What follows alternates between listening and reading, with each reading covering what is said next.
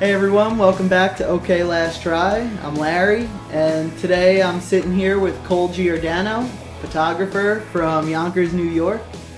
What's going on, man? Hey man, thank you for having me. Hell yeah. Thank you for being on the pod. Yeah.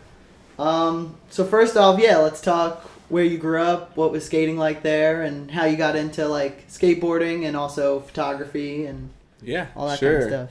Yeah, so like I said, I grew up in Yonkers, which is like just outside of the city. My parents lived in like the East Village in one of those like old apartments with the bathtub in the kitchen, you know? It was like a 5-floor walk up. That my dad was an artist and like my mom kind of worked in the arts and they didn't like have much money and that's where they were living, but they wanted to have a family and they were like, we don't want to leave the city, but we can't afford to like raise a kid here. And they chose Yonkers literally because it was like the first stop outside of the city. Yeah. And I say all that because sometimes people are like, oh, you're from upstate. I'm like, no, dude.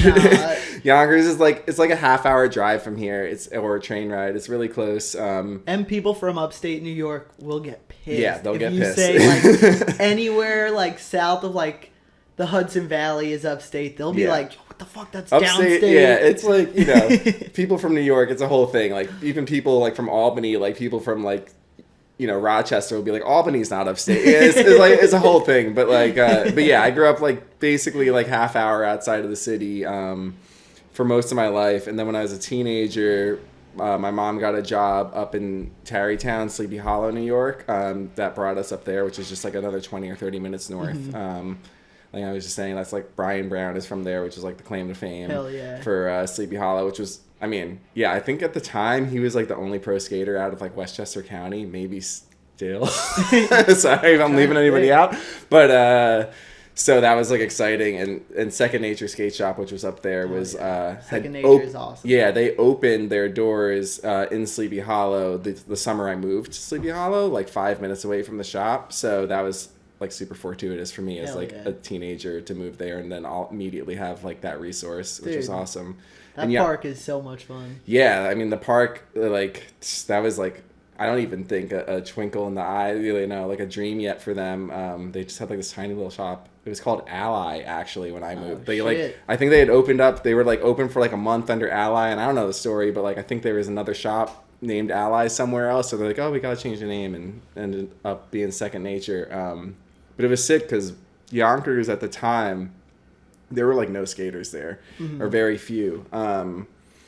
Like I think I got into skating like in middle school, and I think I was like the only person in my school that was like kind of interested in it. Like there were other kids who like, you know, wore DCs or whatever, but like I don't think they were like actively interested in pursuing it as like a hobby or whatever. And so yeah, like moving and all of a sudden like finding like crews of skaters was really awesome. Before that, it was like Westchester is made up of a bunch of different like smaller towns. Yonkers is a pretty big city within Westchester County. But like, you know, this was late 90s going into early 2000s, and like I feel like we like all the skaters in Westchester knew each other, even though we were all from different towns, because there were only like like 20 or 30 of us like in the whole county, and so you like know everybody. Yeah, you get to know everybody, and like we would go and skate at like White Plains. Was like kind of the main hub for us because it was like the closest spot other than coming into the city. And so yeah, you would go to White Plains to skate. I mean, spots that now are like having resurgences like the Sears Banks and stuff, which is crazy to see. Dude, people are branching out of the city. Like John and I grew up on Long Island, and now we're seeing clips of like city guys deep out on Long Island, like skating these old spots that like we grew up looking at and shit. It's pretty funny. Like people are. It's cool and it's also funny. City, it's so weird. South, But yeah, so we would go to White Plains to skate, and you would like meet. Oh, like this dude's from some other town or whatever, and like before you knew it, like there was like a little crew of everybody, but everybody's from different towns, whatever. So then, how did you get into photography from there? Were you like looking at mags and were like, oh, I want to do this, or did it just happen? I mean, I think I consider myself a late bloomer when it comes to skate photography. Okay. Photography was something I was always interested in.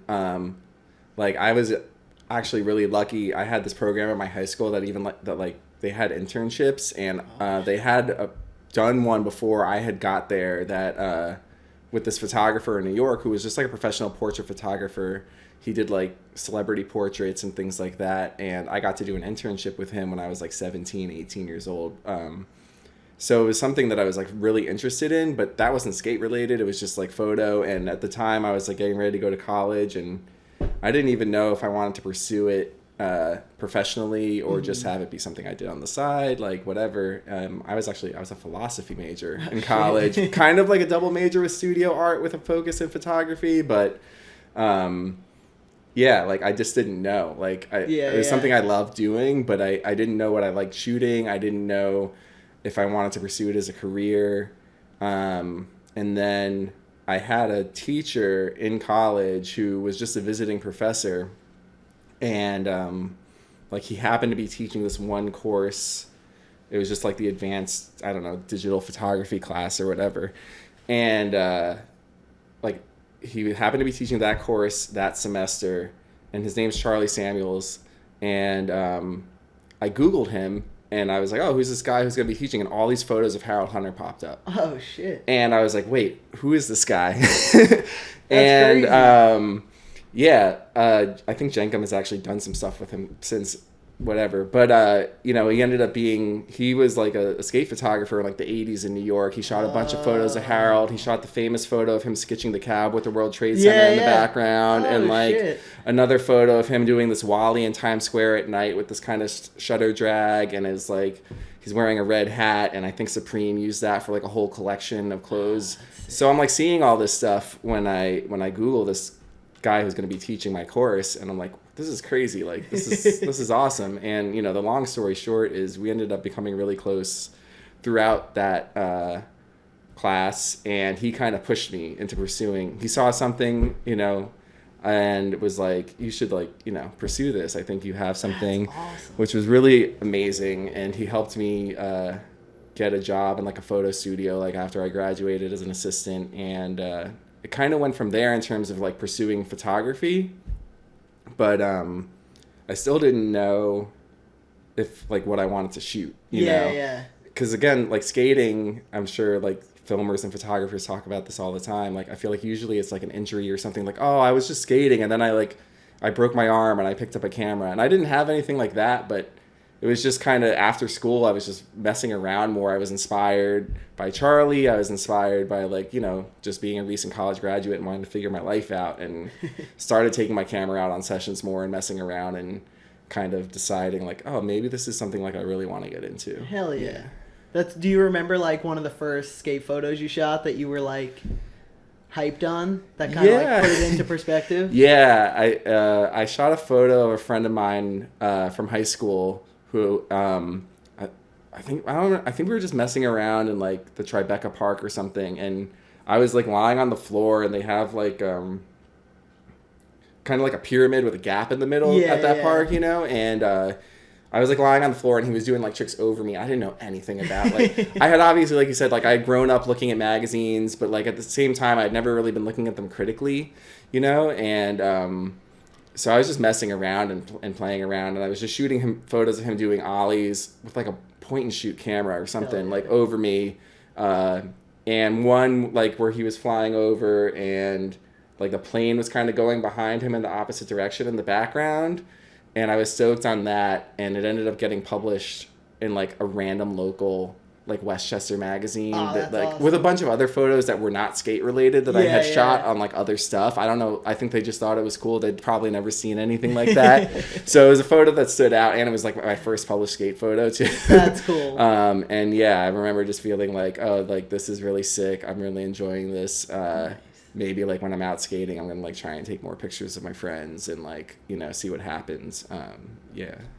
Nice. And then, so you were saying you were shooting that on like a point and shoot, but what was like your first camera that you got that you were bringing out and stuff like? I shot, actually, I guess that was not, I'm realizing now, the first camera I got was like an old Minolta. I don't even know the model, but like it was a hand-me-down from the 80s. I think my dad's friend, I think my dad had been like, oh, my son's getting into photography. Like, do you have any like old cameras? He had a friend who was a photographer, and he's like, oh yeah, and he just gave me like a whole kit, like just with the Minolta, and you know, I think there was probably like a 28 or something, and like a zoom lens in there, and I still have it in like a bag in a closet somewhere. 'Cause I don't think it's worth anything. And I like can't bring myself to get rid of it. And I do remember like shooting some film of my friends in high school skating, like with that camera. That's so awesome. It does go back further. And I shot a photo actually of my friend doing a 360 flip at the Flushing, over the grading at Flushing on that camera when I was like 14 or 15. I don't know how I forgot about that. But yeah, so that was like, but then I don't think I took another skate photo maybe until the one I was just telling you about. Because it was like, again, it's like I was skating with my friends. I wanted to be skating. I didn't want to be like taking photos. Yeah. And then what's your current setup right now? Do you change cameras like based on the spot or what you're shooting, like, or do you just have one that's like your go-to? I have like the workhorse camera, which I shoot most skate photos and then like most of my professional jobs with, which is like Nikon D850, which now is like a little bit outdated. But it's like an amazing camera. And I'm like currently in a battle with myself about whether or not I want to like upgrade my system and like invest all this money, or if it's like fine to, you know, keep using what's been working for me. You know how the camera works. And like, you know, I know like the newer cameras often offer a lot of things, and I'm like, but yeah, exactly, if it's like not broke, don't fix it. But maybe I could be shooting better photos too, you know, if I upgrade it. It's like, you know, there's always that kind of tug and pull. And then I have like a bunch of other cameras that I'll shoot, you know, film cameras, and like smaller digital cameras that I'll just take with me on like my day-to-day life or whatever. Do you have like a dream camera that like no budget, no nothing, like if you could just get one camera? I think so. I think I used to work with this guy who he worked for Leica for a long time, and he like helped them like kind of rebrand, and he was like, I'll take a pay cut if you give me like this one camera. And it was the Leica like monochrome, which is like it only shoots in black and white. Oh, that's cool. And then but specifically that camera, and then with this lens is called a Noctilux, and it's like I think it opens up to like f.95, which is just like an extremely crazy aperture. You know, the depth of field is like this big, like a quarter of an inch or something like that on it. And when I was working with him, we were doing some projects for like a brand he was building, and he would let me shoot with it. And cool. Because it was like making the photos better, and he was like, you get to play with it, and then the photos that you get are going to help like my brand. Win-win. Win-win. But like just those two things combined, it's like over 20 G's or something like that for that system. That's insane. And it's like I remember just like holding it and being like, I'm uncomfortable holding this camera like and this lens, you know, like I don't even know. The lens, like I'm not enough of a tech nerd to know like how much or like how few they made or whatever, but like it was crazy. It's like a car, and I would be like nervous like holding it on like a shoot. Like we just shooting portraits and like lifestyle stuff with it, but it was just like I'm like, that's terrifying. Dude. Holding something that's $20,000, you're just like, oh, fuck, I'm like, can't drop this. I don't deserve to hold this shit. Yeah, exactly. But yeah, I mean, it was also like shooting with it. You were like, oh, if I can feel like. The images look amazing, and they're super unique, which is what the whole point of this thing is. Like, it's maybe a little bit gimmicky too, but like also just like, holy shit, like there's something magical about this. And so money unlimited, I'd maybe like to have one of those for myself. Dude, that would be insane. The hearing like from other photography friends and stuff that I have, like the price of lenses, like filming, you can get away with having like, I mean, what's a VX? Like $500, $400. Then maybe the MK1 is like, maybe you spend like $1,000, but still. That's like the price of like one lens that you shoot photos with. Maybe, you know, like they're so expensive. I can't even imagine. Photography just seems like the most expensive hobby in the world. Dude. You know? It is. It's like, I mean, I think about this too. Like if I were like a hobbyist and I wasn't doing this for a living, I would probably like sell the D850 and just go out and like put some of that money into like a Leica or something that just like is a little bit more functional day to day and like has like a different, you know, tactileness to it that's like a little bit more enjoyable to shoot with, but maybe less versatile. It's not, you know, whatever. but there's something enjoyable about using it. But yeah, it's like hard to be as a professional too, to be like, okay, like that camera is gonna cost me a couple $1,000s.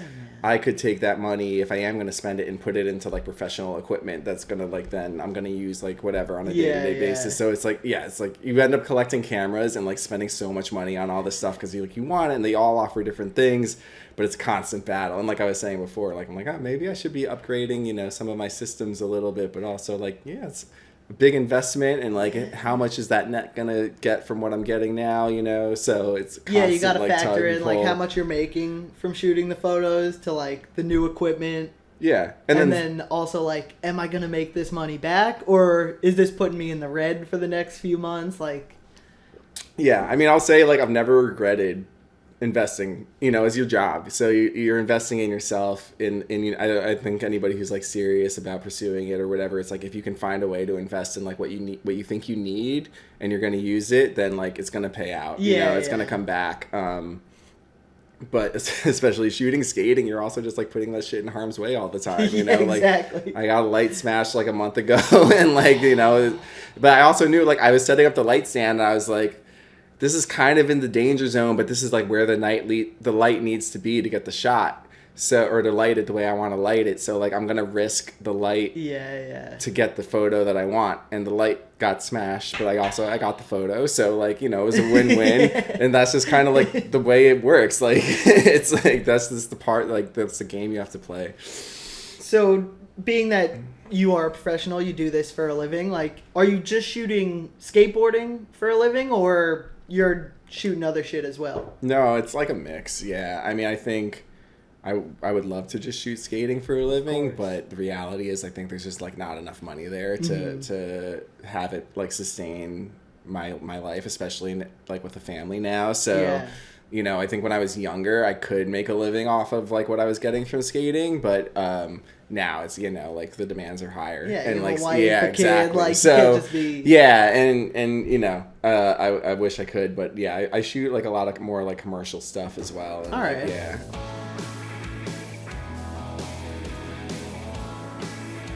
How many skate photographers do you think there are out there that just shoot skate stuff for a living? I feel like I think about this and talk about it with people a lot. Probably count it on one hand. Yeah, right? I think you could probably count it on one hand, because it's like three jobs out there. There's like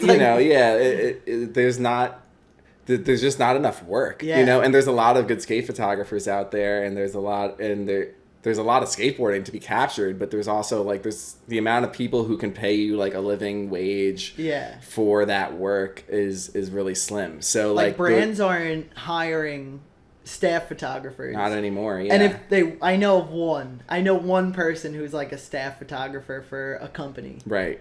And he's never going to lose that job, So that's where there's not like a set position. And there's like those staff positions are like few and far between, and then like you said, if somebody has them, like they're their guy, and they deserve that job too, so it's like it's like, what are you gonna do? And it's definitely, I think you could probably count on one hand the amount of people that do it. And I think that's true though, like of the photo industry at large also. Now, like it's just not what it used to be. There's just not as much work. Like things have shifted more towards video, and so there's a lot of people who are like, it's like, I'm a photographer, I'm a creative director, I'm a photographer, I'm an art director. Like you have to branch out to kind of like find a way to make the living. With that, like, who are some of the skate photographers other than yourself who are like killing it now, like who you look at and who you appreciate their work and stuff? Well, obviously, like being in New York, Hecola's at the top of that list. Yep. He's awesome. Like number one. He's the man. His work is super good. And he is also just rips as well. Like I love seeing footage of him skating. And then I think, you have to have Matt Price in the conversation as well. Yeah. I think he's like influencing the culture probably more than anybody right now in terms of like his work and like what he's doing. And like he's also getting away. He's seeing the world of skate photography through like a completely different lens than everybody else. Like, no pun intended. And just like pushing boundaries and breaking rules in ways that are like exciting, but also like selling, which is awesome too. You know, so it's like I see work that he does for brands, and I'm like, A, it's awesome, and B, it's like baffling that the brands are letting him get away with it, because it's like, when you shoot for brands, you know, there's all these guidelines. Like, we have to see the logo, we have to see XYZ, like, you know, these things have to be clear. And because his work has like emotion and feeling, and it's not just necessarily about capturing the trick or the product in like the clearest way, it's selling something else or showing something else, showcasing something else. It's like he can have a shoe ad where like the shoe is completely blurry. Yeah. You know, but it doesn't matter because it's giving you that feeling, and it holds like, so much weight too. Exactly. And it's so unique. So like having that creative eye is awesome, and he's definitely unique in that regard. Seeing like the Louis Lopez shot in the trash can or whatever, like, it's a kickflip over a trash can. Right. Like, it's nothing. Especially for Louis. It's like, it's like one of the best skaters in the world doing a kickflip. Yeah. But the photo is fucking so good. Like, yeah. You can't deny that that's like, it's rare to see like, you could watch a skate video and be like, oh, I want to go skate. Right. But seeing a skate photo and being like, oh, I want to go skate now is kind of crazy. Yeah. And I want to bring that up because you also had a shot like that with Mark Suchu at Flushing in the snow. Like where you shoveled out the snow and shit. Yeah. That one was like, oh shit, like, I kind of want to go skate in the snow now. Like, I want to go shovel out a spot. I want to like work for a trick, you know, like, it's rare that a photo kind of gives you that feeling. Or not rare, but it's special in a sense. As opposed to a video you watch it, you're like, oh shit, I want to see it now. Yeah. I think that's like part of what I was like with things moving more towards video too, because like something about it translates a little bit more easily. But I think that, you know, obviously I'm biased, but there is something about a photo, it being like a moment in time, as opposed to like this video where you're seeing an entire thing, that it provides just a completely different feeling, a different viewpoint, a different vantage point. I'm stoked that got you hyped. Oh, dude, that one was so sick, because shoveling out a spot in itself in the snow is just cool. And then the photo itself looked awesome, and then it's Suchu as well, so it's like, you know, everything about that one was kind of sick. Yeah, I would love to do more stuff like that. Just like projects that are more about vibes and feelings you know, moments than they are about necessarily the trick or what. I mean, shooting gnarly tricks and, you know, whatever is cool. It's cool. It's very cool. It's like nothing better, really. Yeah. But also like, like a crooked grind in the snow on a ledge can kind of give you that same feeling as seeing, you know, like a fakey hard flip down like a 20 stair or something. So, and it's like just a simple trick from one of the best skaters in the world. And you're just like, all right, that's awesome. Yeah. And speaking of Flushing, like, I know you've shot a lot of photos there. Are there any spots that you know, like, you're going to go to and just get a good photo? Or... Yeah, I mean, for sure. Flushing is definitely one of those. I think like the banks, you know, there are spots that are famous for a reason, and it's because they look awesome, and they look awesome on film. They look awesome on photos. You know, they look awesome being skated. But sometimes the trouble with those spots too is like, okay, how do I shoot this in like a new way or an interesting way, or like similar to like a skater in like a way that hasn't already been done. Yeah, you know? And so those spots can be a little bit tricky for that sometimes, but at the same time, especially with a place like Flushing, it's like, it's awesome looking no matter what angle you're shooting it from, and there's like, hopefully the skater is helping you out in that way, and like they're doing something unique that's worth being shot, so like it makes your job like, okay, they're doing a new trick or a really cool and interesting trick, so that's going to make the way I capture it like also unique and interesting as well. Yeah, not like another backtail over the crate. Yeah. You know, same trick you've seen. Yeah. 10 you know, times. But also shooting a backtail is always a nice thing. Awesome. Yeah. I feel like a backtail, the position of like the skater's body in a backtail. Yeah, it's like a backtail and like a front nose slide. Like, I think, you know, there's similar motions, but you're getting that, the style for sure. But I think, you know, similarly, it's, you know, somebody can show you a photo of like cellar door, and you're like, that's going to be an awesome photo because it's you can tell there's something interesting about it. There's the textures, whatever, and like, okay, like they're going to do whatever trick they're going to pull is going to make this spot interesting, and it's going to make it visually interesting as well. Yeah. So talking like videos and stuff, like noticed over the past 5-6 years, like a lot of videos kind of fall into trends. They all kind of, eventually a lot of videos kind of look alike or feel like the same kind of video, and it'll be in different cities, but they all kind of look alike. Are there any like trends in photography that kind of get blown out that are like, all right, like I've seen this already, or stuff like that? Like, and then how do you avoid that as well? Yeah, that's an interesting question. I mean, I think with photography, like you were talking about with the gear and everything, like as technology has evolved, like it's changed the way everybody is like shooting skating, and like if you're filming on a VX or whatever, it's gonna look like a VX, right? Yeah. But if you're shooting with a medium format film camera or even a 35 millimeter camera versus like a digital camera versus like a DSLR camera, the style is going to change, and then also the lighting that's available to us has changed so much over the last like 30 plus years. Yeah. So I think skate photos on the whole have kind of like started to kind of look more perfect, for lack of a better word. It's like they're super crisp, the lighting is like just so, and with the exception of people like Price or like someone like Xander who's like shooting film all the time, that is like, I don't know, I'm like gonna tug with like, should skate photos look perfect, or should they have like a little bit of an element of like messiness and sloppiness, because that's kind of like how it feels when you're on the session, and like shooting skate photos is really fucking hard, and like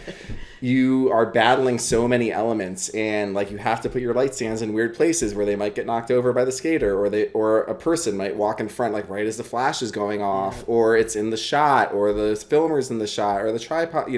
There's all these variables that you're constantly battling with, and I think like over time as technology has gotten better, we've been able to remove a lot of those. Like you can shoot plates now where you're able to just like kind of shoot the spot, and then you can go in later and like take out that person or take out that light stand. And I kind of constantly wrestle with how much of that I think is okay for my work, and like how much of it I want to be doing to convey the best image possible versus also being true to the moment that I'm trying to capture. And I think there's like multiple schools of thought on like whether or not you should just be putting forth the best possible image versus like being more photojournalistic and kind of just documenting what's going on. Yeah, like the raw moment. Yeah, for sure. And I think, you see a lot more, at least in my eyes, of like that kind of just we're presenting you a perfect image than you see of the other kind as more these days. But, I don't know. I think you still see a little bit of both if you've like flipped through a Thrasher or you flip through, and you certainly are still seeing people shooting on film and all that, but it'll be curious to see if like, we continue to like try and just perfect things as much as possible, or like if maybe that gets boring after a little while. And I'm like I said, I'm constantly like, should I Photoshop this light stand out? Or like with the filmer, what do you do in that? Like, I mean, usually there's like a give and gut like take, like you guys have a conversation like, how are you want to shoot it? I want to shoot a fisheye. Do you want to shoot a long lens? Do you care if I'm in the shot? Do you care if I'm in the shot? And like try and figure out a way in which you can both make everybody happy. And sometimes there's like, there's no way around that. Yeah. If the guy's going to do the trick one time, right, exactly. You kind of got to figure out. You kind of just got to figure it out and like live with it, and either decide I'm going to Photoshop the filmer out. Like if I really want to shoot the photo like this way and the filmer has to be in the shot, or maybe I don't care if they're in the shot because that's like part of the moment. Yeah. Like, so I try my hardest personally to do everything in camera if I can, like if I can hide a light stand behind a fucking like jersey barrier or like whatever it is that's like gonna make it so that the light stand is not in the shot, or like I'm not getting crazy like lens flare from the flash coming into the camera, but it's still like lighting the skater or the trick in the way that makes me happy, then I'm gonna try and do that in camera. But that's part of the fun of skating, is that like a lot of times those things are out of your control. Yeah, it's kind of just situational. Like, there might not you might somewhere to hide the flash. Yeah, exactly. But you gotta make it work. Yeah, that's cool. Yeah, I always wonder like how many photos I see in like a magazine or whatever where the like filmer is edited out, because I'll see the clip, then you see the photo, and you're like, was that the same try? Did he do it twice? Did he edit the filmer out? Like, there's always I'm always wondering. Yeah, the more you do it, the more you definitely become aware of all that stuff. Yeah. Like, especially if you see the video and you've seen the photo and like those two things aren't lining up, then like something happened there. Yep. And sometimes that can take you out of it a little bit. And sometimes it doesn't really matter, like it's like sometimes they just went back to shoot the photo, or sometimes they shot the photo and then they went and they filmed the trick, and like that's just the way it was. And like, what are you gonna do? Yeah, and there's nothing wrong with that. And I remember I used to work on this magazine, and the guy who founded it was like old school, like shot everything on film. And he was like, at the time, like skate photos just look better on film. Like, I'm going to shoot digital if I have to, but like they just look better on film. I want to run as many film photos as I can, like whatever.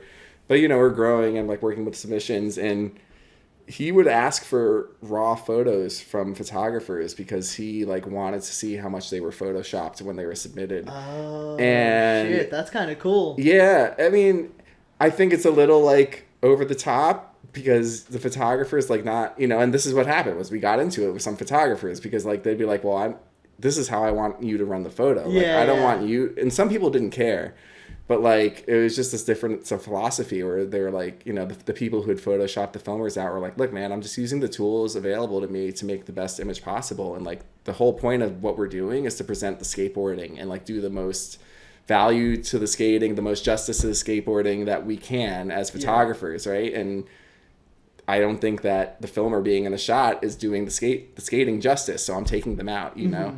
And but for like so it was this constant debate. The magazine wants it one way, the photographer has an idea the other way, and then it's like, well, it's his magazine, and this was like it's his photo, this was like over 10 years ago. I think it was like a little bit newer of a trend then. Now it's like pretty commonplace. I don't think anybody's questioning it. I've never had anybody ask me for my raw images when I like sent photos into a magazine. Like, sometimes like maybe they're like, oh, did you crop this? Like we need a different crop to like fit the format, but like but so still they're not. I think it was a little like militaristic point of view, but like it was just interesting, especially at that time, which I was like a little younger in my career, to like kind of be exposed to that and like start to learn about all those things. That's pretty crazy.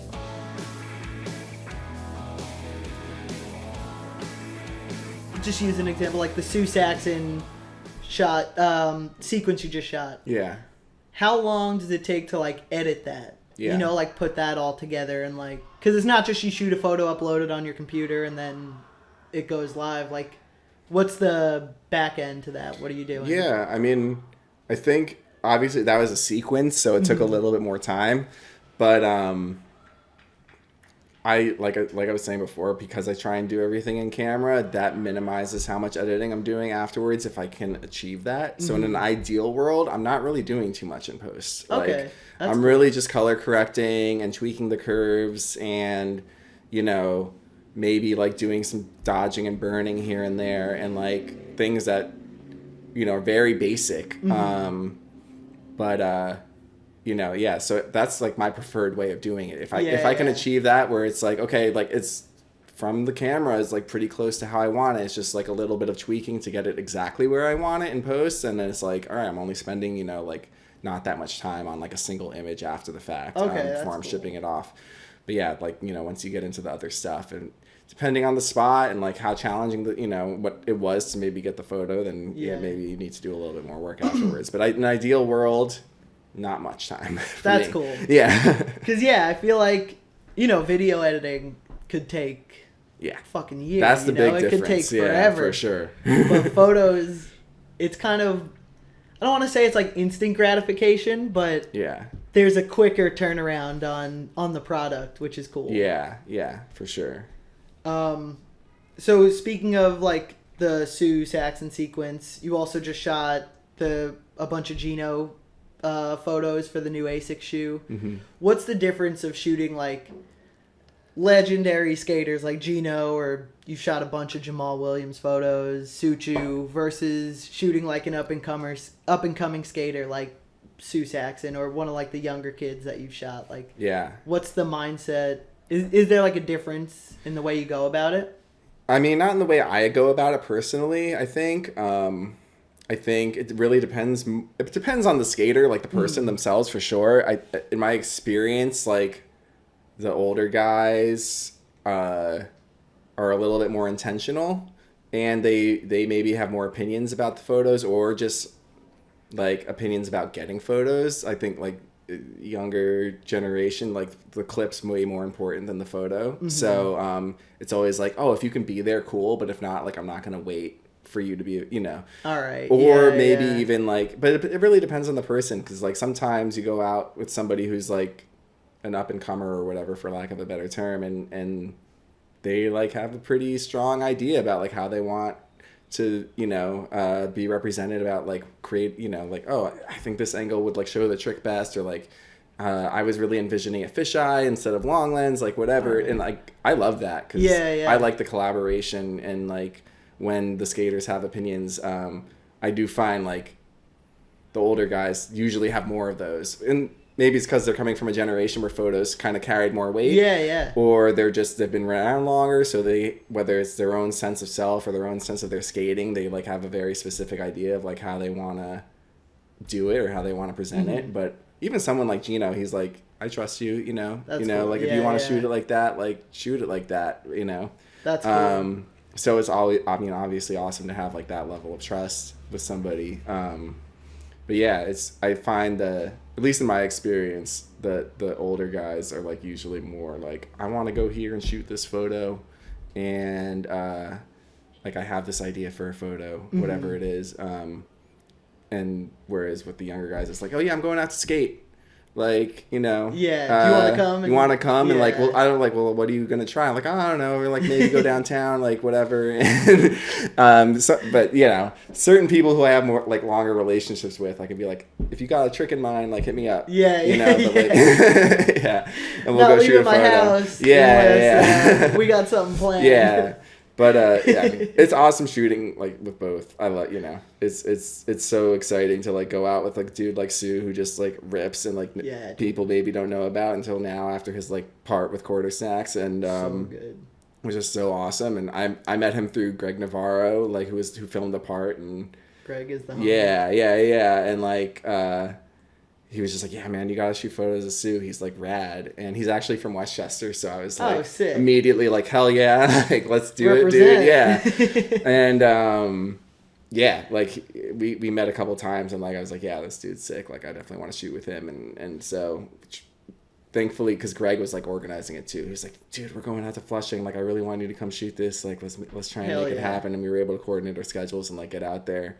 Yeah, I feel like Greg always has a vision before anything gets done. He knows what it's going to look like, what he wants it to look like. Yeah, for sure. And he was that, like, in that sense, like, Greg was the one, like, directing, That's cool. The session for sure. But yeah, and with Gino, is like, that was an ASICS thing too, so it was different because it was, like, branded or whatever. But with Jamal, it's more like, I don't know, we've been working together for a long time now, and like you've been shooting photos of him for years now, right?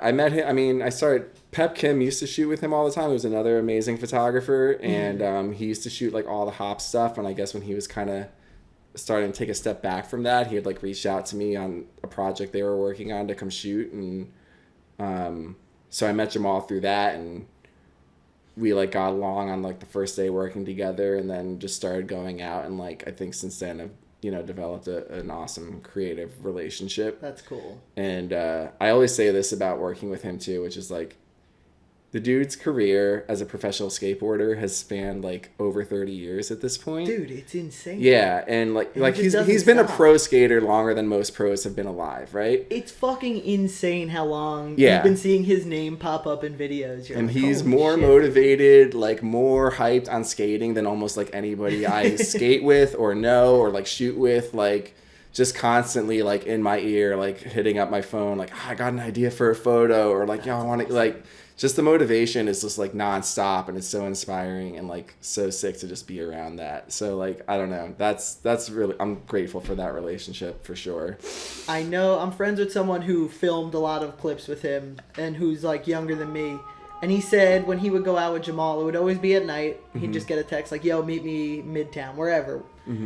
And Jamal would just like push everywhere, like as fast as he can from spot to spot. Like, he's like, yo, I have a hard time like keeping up with him. This guy is just like a machine. Yeah, and he's twice my age. And I can't keep up with him. Yeah. When he has something in mind, it's like he's gonna do it, and he's gonna like bust his ass trying it. Yeah. Which is cool. I'm like, shit, I think Josh Stewart had a quote about him that was, I don't remember the exact quote, but the essence was basically like, you just like have to have your camera ready at all times, because it's like, he's gonna do some like magical shit, and if you're not ready, you're gonna like miss it, and you know. That's so cool. But yeah, I mean, both the flip side of like working with the older dudes versus the younger dudes is like scheduling. I wanted to know about that. I know working in skating, I've definitely dealt with, I'll be there in 15 minutes, and you're waiting an hour for that dude to pull up. Like, how is it working with some of the less on top of it kind of skaters?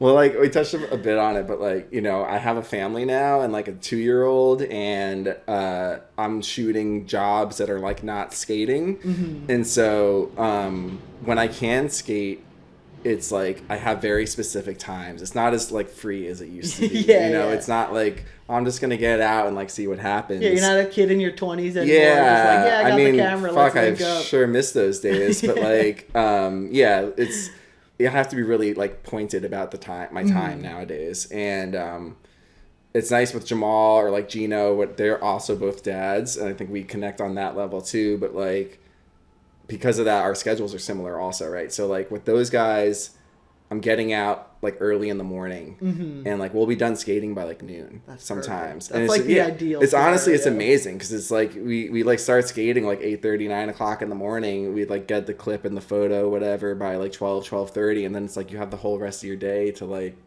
whatever, go home and get some work done, keep skating if you can, like whatever it is. It's so nice. And like, so that I think has allowed us to have like productive relationships, and like just because whatever the time of our lives that we're at right now, you know, lines up with each other. But yeah, with younger dudes, it's definitely more difficult, because I'll be like, listen, man, like, I know you want to shoot a photo. I'm free on Thursday, and I'm free like on Monday from like 11 to 4 or like whatever it is. And like my kid's out of daycare, and like my wife works a full-time job, so I gotta be home, you know? And they're like, all right, cool, like, bet, got you, like, don't worry about it. And then like Monday comes, and I'm like, yo, so we skating today? And like, no response. And then it's like 3 o'clock in the afternoon. They're like, oh, dude, like, I'm on my way to Tompkins. Are you free? I'm like, nah, man. Like, dude. And yeah, that's so brutal. It's like, you know, that's just skating. Like that's like our nature. It's like you can't change that. So until you get older and kind of have to deal with this shit like for real, you know, like I was the same way. So it was like, I get it. And it's just like, that's just the way it is. Yeah. So I try to be as available as I can, and like I try to like schedule things when I can schedule them, and just you know, what we can make happen, we make happen, you know. Yeah, there was definitely a lot of, you know, schedule an interview time. Like, hey, I'll call you at this time. I got 2 hours, so like plenty of time, like whatever. They'll hit me up like with 30 minutes in that 2 hour span. Yeah. Like I have 30 minutes left. They're like, all right, let's knock this interview out. I'm like, shit, dude, I want to go home, man. You're like, yeah, man, I've been waiting for 2 hours. But I was definitely the same way as like a younger, when I first started working in the skate industry. I was definitely more casual with my time. Like, all right, yeah, just meet up whenever, you know? And then, yeah, as your responsibilities grow, you're like, all right, man, like, I got shit to do. Yeah. I mean, it's like, it's part of the game, like you said, but it's funny. Yeah. It's just, it is what it is. Like, you can't change skaters. That's part of skating. Yeah, no. And I definitely, like I was saying before, I certainly miss, like, just packing up my camera bag and, like, going to wherever it is. Like, oh, we're going to meet at Blue Park and then we're going to, like, see where it goes. Or we're going to meet at Tompkins or whatever. And then, but, yeah. And you could be out of the house for like 18 to 10 hours. Yeah, like the whole day. Like from like 10 a.m., 11 a.m. till like 2 in the morning, just skating the whole day. And it was amazing. But yeah, it's not like that so much anymore. So yeah, I mean, we touched on it a little bit, I guess, kind of in the last section. But like, since having the kid and having father responsibilities and shit, like, your time is definitely more precious these days. Do you think it, like, pushes you to kind of be more, like, on top of it with that time? Like, you're going to go there, you're going to get the photo. Like, you kind of have to do it in that time period. Like, have you noticed a change in the way you go about things? Yeah, definitely just expanding on what we were just saying. Like, I have to be more conscious about how I'm spending my time, and like if I'm gonna go out and try and shoot a photo with somebody, like these days I have to kind of know it's gonna end up somewhere or like be used for something if we're not going out because like we're going out for a specific project or for a brand or something like that. And also just like I only have so much time in a week or like a month or whatever, so it's sometimes I find like, all right, like this week I'm gonna have like one afternoon or one like morning block for the whole week that I can do something, and I haven't skated in like a couple weeks, so I'm just gonna go skate. Like I don't want to go and shoot a photo today, and like that's something that's changed a lot because it's like I do remember when I was developing as a skate photographer, it's like I kind of stopped caring about skating. Like I was around skating all the time, and like that was what I wanted to be doing. But in terms of like my personal skating, I was like, no, I want to focus on like, I don't care about progressing in skating anymore. I want to progress as a skate photographer. Yeah. And at some point I kind of missed actually just skating. And so I would be like, okay, like I've gone out and shot a couple photos this week or like been on some missions. Like this afternoon I'm just going to go like skate with the homies or like hit up my friends who are skaters, but like they're maybe not like pro skaters. They're just like my friends, and I just want to go skate with them. And, for the love of skating. For skating. For the job of it. And so these days it's like now I have to balance all of that. And so finding a time to like go out and shoot skate photos, which is still work for me. Yeah. And also something I love to do. So like I do want to go out and shoot those photos that are maybe just like with somebody who I like love their skating and want to shoot a photo, and I don't necessarily have a plan for it, but I just want to get the photo. But I also like need to either prioritize the brand jobs, or I want to like, okay, this is like my personal time for the week, and I just want to go like slappy some curbs for a couple hours and before I go home, So it's really hard to juggle all of that stuff for sure. Yeah.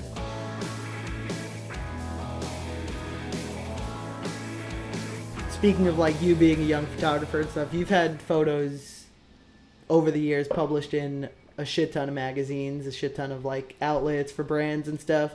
How, for the younger photographers, like what's some advice you have for like getting photos published or working with brands and stuff like that? Yeah, I mean, I think not that I want them to take your job. Yeah, the best advice I got, which I think was from my mentor Charlie, who I was talking about before.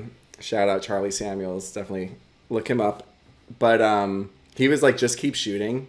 And I think no matter what you shoot, like that's what you have to do. Like you have to just keep making photographs. Like you can't like wait for jobs to come in. They're not going to come in. Like you have to just keep shooting to find out who you are as a photographer, like what your style is, what you're interested in, whether it's skating or not. And if you're interested in being a skate photographer, then start, consume skate photos. Like look at magazines, get subscriptions to print magazines, see what people are doing, and then start looking at those photos critically. Like, okay, like here's Andrew Reynolds doing a kickflip wall ride on the cover of Thrasher. Like that's sick. But like I see his face is really lit up and the photographer's out. Like where is that light coming from? Like like it's really sharp. So like maybe they're using, you know, what aperture are they shooting at, like to make it that sharp. Like start thinking critically about the things you're looking at, and like if you see somebody's style who you like, see if you can copy it and like learn that way. That, you know, and you can learn by copying what others are doing while you develop like what you want to do. Yeah, and then form your style based off of that. Yeah, other inspiration. And then the other thing I would just add to that is when you're, you know, with skateboarding, it's all about relationships, right? So like I talked about having the trust with Gino before, and like the creative relationship I've developed with Jamal, and that stuff takes time.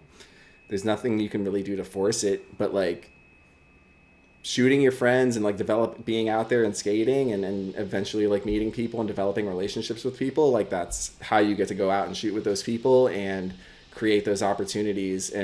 But the skaters have to trust you. Yeah. Right? And they have to be comfortable around you and all of that. So that stuff just takes time, and like it takes, you know, you being good at what you're doing, but also being like chill and, you know, like and being someone people want to be around. Yeah, and just like being around and like doing your job well and just that was definitely one thing that I had gotten from my old employer, was just like, yo, just be normal when you're out. Like if you want to keep working with these people, just be like a likable person. Like don't be annoying, don't be fake either. Like be yourself, and just like know that if you're okay to be around, you'll get more opportunities. Right. But if you're showing up shit talking and just being a dick, then like or not showing up or whatever it is. Like, are they gonna hit you up next week when they go out skating? No, probably not. And it's like, you know, I think everything is about who you know or whatever, but skateboarding, those relationships are really like the most important thing, because it's like,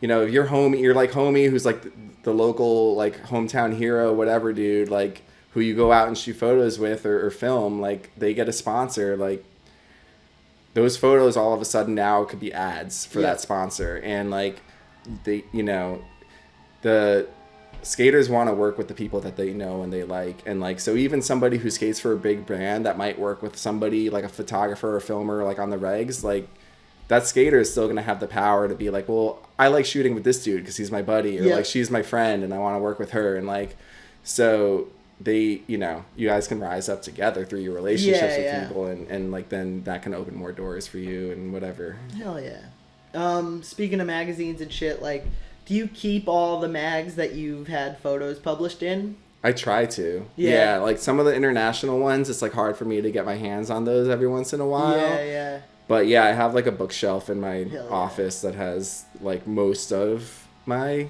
archive, you know, as much as I can, you know. Do you have one magazine or one photo that's in a mag that you're like super proud of, like, or your favorite one? Yeah, of course. Yeah, having your photos in print is like never gonna get old. Like, I don't know, like if younger kids feel the same way about it, because whatever, like print is a whole separate conversation. But I definitely still came up in that generation of like skate magazines with subscriptions to like all of them coming through my door when I was like 13, 14 years old, and ripping them up and putting them on my walls. So every single photo that's in like a print magazine is special to me. That's awesome. You know, like it's like I feel fortunate to have it, and then like also just the feeling as a photographer to hold the printed paper in your hands and like look, and you know, you don't even realize, because we just look at our phones all day. The magazines are like, they're a nice size. Even the small ones are still a lot bigger than like your phone screen, you know. And like looking at a photo, looking at printed words or whatever, it's a tactile feeling that is like not replicable. Like picking up a Skate John issue and you're looking at it, you're like, this is so much cooler than going on Instagram. Reading this article in the actual Skate John instead of reading it on their website is like, I mean, it's great that you can read it on their website, of course, but like it's not cool. It's so much cooler to hold it in your hands and like see it in your hands. Yeah. Like, I don't think I've ever read a Thrasher interview on their website. Yeah. I've only, because I'm not going to their website to read an interview. Yeah, you're going to watch videos. I've read a million of their interviews in print because it's so fucking cool to just have the mag. You see the photos, you see the words, I don't know. Yeah, and you pick up a magazine, and then, you know, like you're like, oh, I didn't even realize this person was being interviewed in this, and like and now I'm reading about them, and this is awesome, and like these photos are awesome, like the skater seems cool, or like whatever, or it's just it's like it's just a different way of opening your doors or whatever. But yeah. Do you have any mags that are currently out now that like you are a fan of? Yeah, I mean, for sure. Closer is like probably one of my favorite magazines out right now. Jamie Owens is amazing. His photos are also incredible, and obviously he's been doing it for a really long time with various magazines. But I remember like him saying that Closer was like, he's like, this is the magazine I always wish I could have made, and now he's making it. And it's so sick, like, and I'm so stoked that he's down to, he ran that Mark C. Shoes in the Snow article, which is just cool. Like, like he's down to do stuff like that, and just like, the blend that he's doing of like new and old skaters is really like hitting an awesome itch, I think, that we all have, and then it's just printed on like beautiful paper. It's a nice large size. Such a nice bag. He definitely put a lot of effort into that thing. Like, he's not just shitting them out, like, it's so cool. Yeah. But I mean, it's the amount of work it takes to put a skate magazine out in the world is crazy. And like, even like what Burnett's doing at Thrasher, like they're putting that, it's like 100+ page magazine together every month is like insane. Yeah. And so like anybody who is putting out a printed skate magazine today, like I said, I used to work on one, and it was not easy, and it was not easy to put it out. It was really hard to get advertising. Like, it was expensive, and so respect. Yeah. That's why I appreciate them so much. Like, I know what went into running or working on like a skate blog, like a website. Like Jankum, we did books, but it was only mainly the website. I can't imagine the extra work of doing that along with doing a whole print issue, like every month you got to be on top of that, or every two, whatever you do. But there's so much shit. I made like a small zine or 2 small zines for Jankum, and they took months, dude. Like it was crazy, Yeah, no, it's crazy. I mean, it used to be like there's how many, like 100 people of staff putting out a magazine, and now it's like Jamie's like doing it by himself with the help of a few other people, and like there's the amount of people that are putting these things out has shrunk so much, and yet the quality just seems to like keep getting better. Also at the same time, because like it's so hard to sell a print skate magazine these days, like they have to be good. And but it is interesting because it's like I think the US is like catching up now a little bit, but in Europe I feel like they've been having like magazine booms for years. And like they're all doing well. Like there's so many awesome skate magazines coming out of Europe and like other parts of the world, and like for the longest time in the States it was like we had Thrasher, and then we had like your Skate Johns, and like that was it. Like once Transworld went away, once Slap and Skateboarder and like all those mags went away, like there was just this void. And now it's kind of starting to be filled a little bit, and it's awesome to see. It gives me some hope, because I would rather see everything in print more so than I hate being on my computer, so if I could just have it in my hands, that's the go-to. But dude, thank you so much for coming on. Yeah, man. Thank you for having me. Awesome. Where could people like find your photos or? Instagram, kind of website, pretty much the normal places. Just my name. My name is the handle. So there you go. Yeah. Dude, thank you so much. This is fucking awesome. Thank you. Hell yeah. Fuck yeah. Good.